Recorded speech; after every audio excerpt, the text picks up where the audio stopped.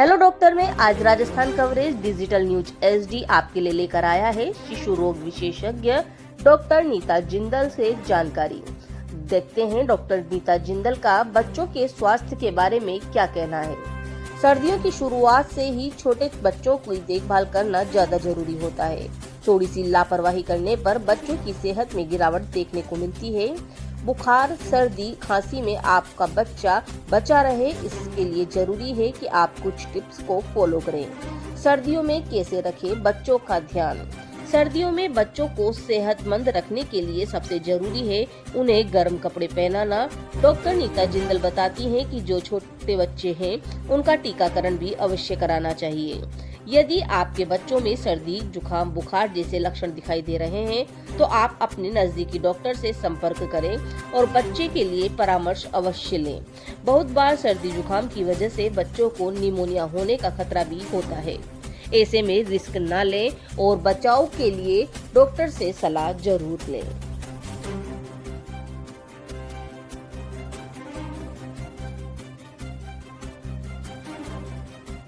नमस्ते, मैं डॉक्टर नीता जिंदल। मैं Shriji mother and child hospital में अपनी सेवाएं दे रही हूं और बच्चों के विभिन्न आयामों को हम यहां पर देखते हैं।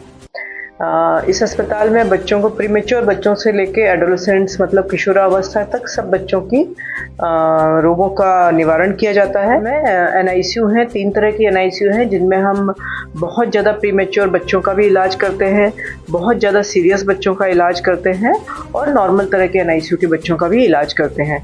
पीआईसीयू है जिसमें हम अति गंभीर बच्चों का इलाज करते हैं।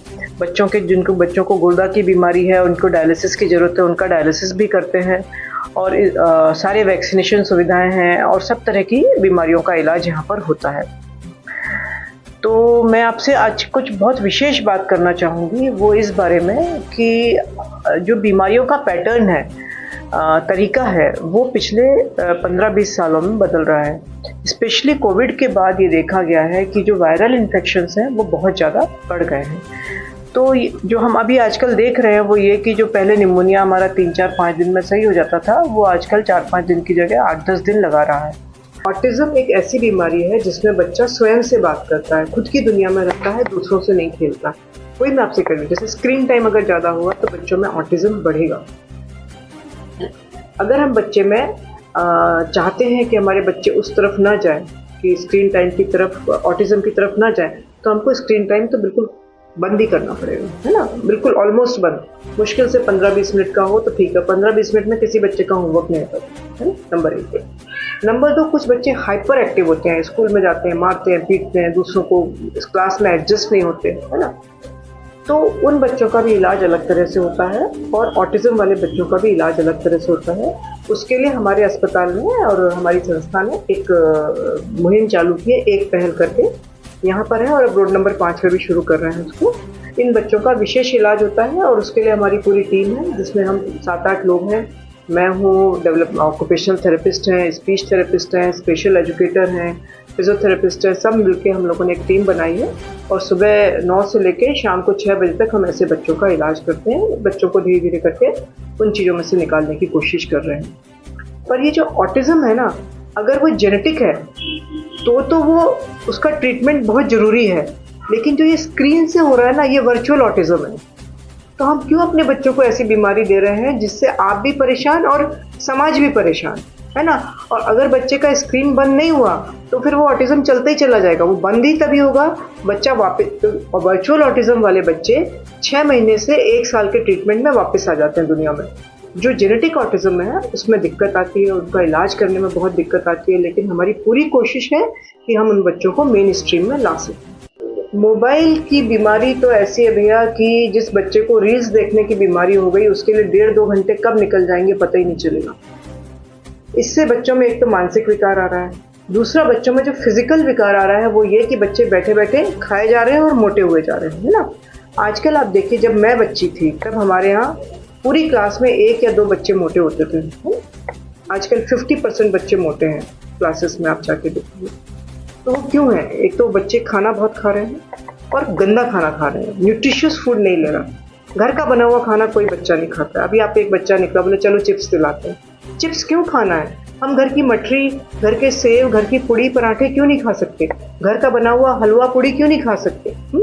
हमें घर का खाना खिलाना है, हमें पुराने खाने पे जाना है, हमें बाजरा, मक्का, रोटी सब खाना है, लेकिन वो घर का बना हुआ होना चाहिए। हम बाजरे का भी वो जो मिलता है ना, बाजार में मिलते हैं आजकल फूले हुए हैं, है ना, मिलेट्स तो खाने ही है भैया, लेकिन हमें घर का खाना खाए ना। हम अगर हम घर का खाना खाएंगे तो आप कभी मोटे नहीं हो सकते, ये बात पक्की है। कि क्या ये सर्दी जुकाम बार बार क्यों होता है? क्या ये इसलिए होता है कि हमारे बच्चों की इम्यूनिटी कम पुअर हो गई है? सर्दी जुकाम की वजह से हमारे बच्चे बहुत सफ़र कर रहे हैं, बहुत परेशानी हो रही है उन्हें। तो मैं आपको कुछ बातें बताना चाहती हूँ सर्दी जुकाम के बारे में, स्पेशली बच्चों में वो क्यों होता है बार बार। होता क्या है कि बच्चा अभी पैदा हुआ है, वो बड़ा हो रहा है, उसकी इम्यूनिटी, उसकी प्रतिरोधक क्षमता बीमारियों के लिए उतनी नहीं है जितनी बड़ों की होती है।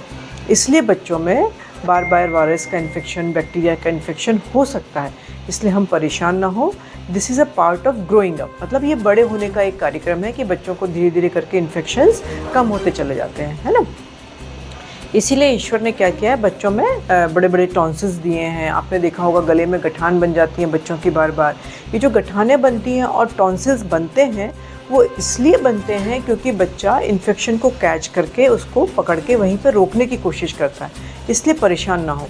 इसी के साथ मैं आपको एक बात बताना चाहूँगी कि जो बुखार आता है ना, बुखार एक तरह से हमारे शरीर का प्रतिरोधक क्षमता वाला कार्यक्रम है कीटाणुओं को मारने के लिए, है ना। जितने वायरस और बैक्टीरिया को हमारे टॉन्सिल्स, हमारे लिम्फ नोड्स, ये गठानें पकड़ती हैं, उनको मारने का कार्यक्रम बुखार करता है। तो एक लिमिट तक तो बुखार बहुत अच्छा होता है क्योंकि वो कीटाणुओं को मारता है ना। शरीर से जैसे हमको थकान होती है, वैसे वायरस और बैक्टीरिया को थकान होती है, वो काम नहीं कर पाते और वो मर जाते हैं। तो इसलिए बुखार कभी कभी तो अच्छा होता है। दूसरी बात ये कि सर्दियों में हम क्या करते हैं, हम सब घरों के अंदर बंद हो जाते हैं, तो हम सब एक दूसरे का इन्फेक्शन एक दूसरे को देते रहते हैं। अच्छा होगा कि हम घरों का वेंटिलेशन सही रखें, खिड़की दरवाज़ों को खोलें, हवा को आने दें, हवा को एक दरवाजे से दूसरे दरवाजे तक निकलने का रास्ता दें, ताकि हमारे शरीर के, हमारे घर की जो गंदगी है वो हवा के साथ बाहर निकल जाए। और बच्चों को हल्के फुल्के कपड़े पहना के गार्डन्स में, पार्क्स में ज़रूर लेकर जाएं, उनको खेलने दें, उनको इस हवा का आदी बनने दें, है ना। क्योंकि अगर हमारा बच्चा इस हवा का आदी नहीं बनेगा तो उसको बड़े होके बहुत ज़्यादा दिक्कत आएगी, तब उसकी तबीयत ज़्यादा ख़राब होगी। अगर वो धीरे धीरे करके आदी हो जाएगा तो बड़े होकर वो एक बहुत मजबूत इंसान बनेगा, मजबूत फेफड़े और मजबूत दिल वाला इंसान बनेगा।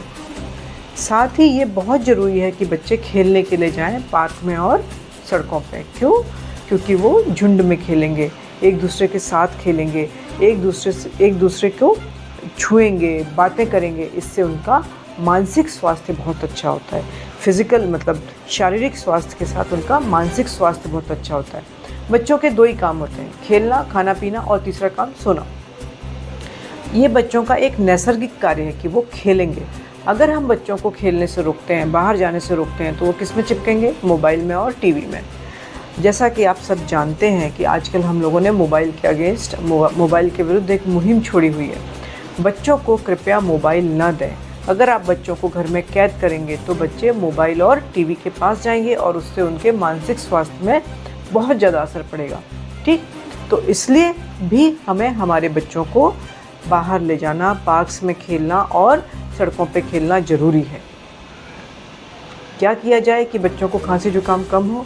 हल्के फुल्के कपड़े पहनाएं, गर्म पानी से नहलाएं। अच्छा हाँ, मैंने देखा है कि बच्चों को हम हफ्ते हफ्ते भर नहलाते नहीं हैं कि सर्दी जुकाम हो जाएगा। अजी सर्दी जुकाम तो हो गई होगा, मौसम बदल रहा है, बच्चों को नहलाएं ज़रूर, नहीं तो बच्चे के शरीर पे बैक्टीरिया और वायरस ग्रो करना शुरू कर देगा, हाँ, और बच्चे को दिक्कत आएगी। इसलिए बच्चों को साफ़ रखना, साफ़ कपड़े पहनाना, नहलाना, सफाई से नहलाना, साफ़ रखना बहुत ज़रूरी है ना। बच्चों को गंदे कपड़े ना पहनाएं, साफ़ कपड़े पहनाएं, और रोज़ नहीं तो एटलीस्ट एक दिन छोड़कर एक दिन ज़रूर नहलाएं, और गुनगुने पानी से नहलाएं, तो उससे उनको खांसी जुकाम भी नहीं होगा, है ना। कितनी मज़ेदार बात है। और खाने पीने में क्या करें? खूब पानी पिलाएं, अगर हो सके तो गुनगुना पानी पिलाएं। कुछ अपने जो देशी इलाज चलते हैं वो बहुत अच्छे होते हैं, जैसे अदरक लहसुन खिला दें, थोड़ा तुलसी का पत्ता खिला दें, अदरक खिला और वो लौंग खिला दें, है ना। शहद और हल्दी मिला के खिला दें, शहद और गुड़ खिला के खिला दें। इन सब चीज़ों से बच्चों को बहुत फ़ायदा होता है ना।